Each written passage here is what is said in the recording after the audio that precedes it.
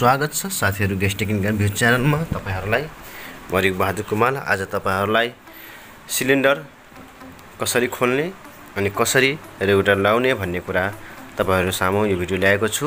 यहाँ हेर्न सक्नुहुन्छ सिलिन्डर। अब यो सिलिन्डर म कसरी रेगुलेटर लाउने अनि अब सुरु हामी खोल्ने छौं नयाँ सिलिन्डर। यहाँ हेर्न सक्नुहुन्छ पहिला खोल्ने प्लास्टिक त्यसपछि तान्ने धागोलाई आफूपट्टि जोड्न तान्नुस् त्यसपछि माथि उठाउनुस्। हेर्नुस् यहाँ कसरी सल्युसन निस्क्यो। त्यसपछि यसलाई साइड लगाउनुस्।